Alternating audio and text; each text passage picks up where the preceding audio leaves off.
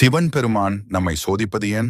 சிவனின் விசுவாசி கார்த்திக் சிவபெருமானின் படத்திற்கு பூஜை செய்து கொண்டிருக்கிறார். கார்த்திக் சிவபெருமானை மிகவும் நேசித்தான். அவன் வாழ்க்கை முழுதும் சிவனை நம்பியே இருந்தான். திடீர் பிரச்சனை, குடும்பத்தில் பிரச்சனைகள், பண நெருக்கடி, நோய், அனைத்தும் ஒரே நேரத்தில் வருகிறது. கார்த்திக் தரையில் உட்கார்ந்து மனம் தளர்ந்து பார்க்கிறார்.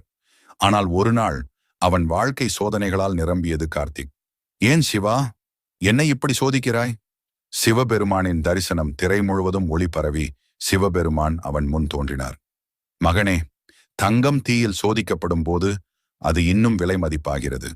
அதைப்போல உன் நம்பிக்கையையும் சோதிக்கப்படுகிறது. அது மேலும் உன் நம்பிக்கை வலிமையாக்கும். கார்த்திக் கண்ணீர் துடைத்து எழுந்து நின்றான்.